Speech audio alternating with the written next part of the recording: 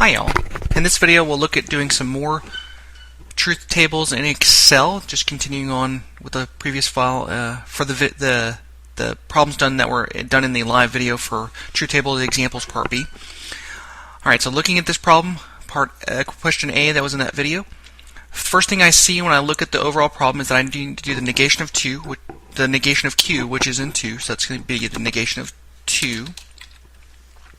Then I see going across, I want to do P or the negation of Q. I already have P, I already have the negation of Q, so that should be 1 and, I said or, I apologize, that should be and. 1 or 3, let's make that a little more clear. 1 or 3. Well, then I need to negate what I just did there. That should be the negation of 4 in column 5. Then, well, I have the negation of Q. I have this whole thing here. So that should be 3 or 5. I'll add that this setup is exactly what was in the other video, and there's no trick to that. That's something you'll have to do by yourself each time. The trick here is that I can now use Excel to do the negation, the and, the negation, and the or. So going and getting those things, the negation here, copying and pasting it down, referring it to the correct place. Excel did the negation for me. Now I need the and, copy, paste, make sure it's referring to the right things. 1 and 3 should be A and C. It is now. Copy, paste, negation, making sure it's referring to 4, which is in D. It's not, but it is now. And lastly, using the or, which is over here, copy, paste. 3 or 5 should be C or E. C, E. Looks like Excel just did the operators for me. And I'll add again. Seeing the all trues here in this final column tells me this is a tautology, so you will need to be aware of those sorts of things. Alright, continuing on with these examples. As I look going from left to right, I see the negation of Q is the first thing I don't have, so that's going to be the negation of 2 in column 3. Then I can do P, if P, then the negation of Q, so that should be 1, if 1, then 3 in column 4. Now I should be able to do the overall thing, that's 4 and 2 in column 5. So the negation of 2, copy, paste, adjust. 1, if 1, then 3, copy, paste, adjust.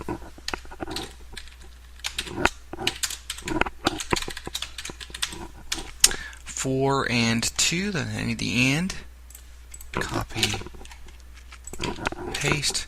4 is column D, 2 is column B, D, B, looks right to me, copy, paste, and there's my second example done in Excel.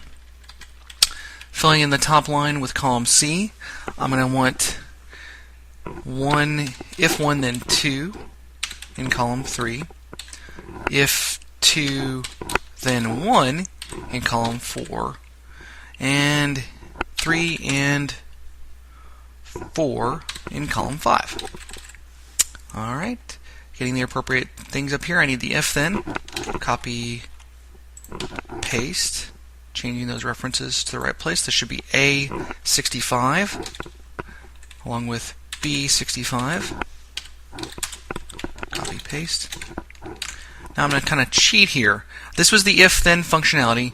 If I just copy and paste it over, that's the right if-then setup. I do need to make sure it's referring to the right place. 2 is in column B, 1 is in column A. So I need to change that a little bit. I didn't have to scroll all the way up to the top. Then 3 and 4.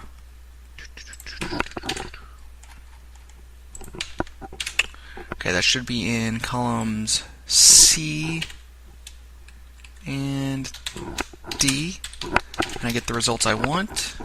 And you should recall from the video that this overall thing here is the if and only if. It's equivalent to the if and only if. Alright, here are the last example in this video. I need the negation of 1 in column 3, the negation of 2 in column 4,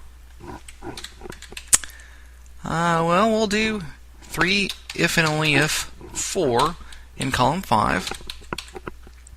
Going across, I already have the negation of Q, so I can do 1, or the negation of Q is in column 4, here in column 6.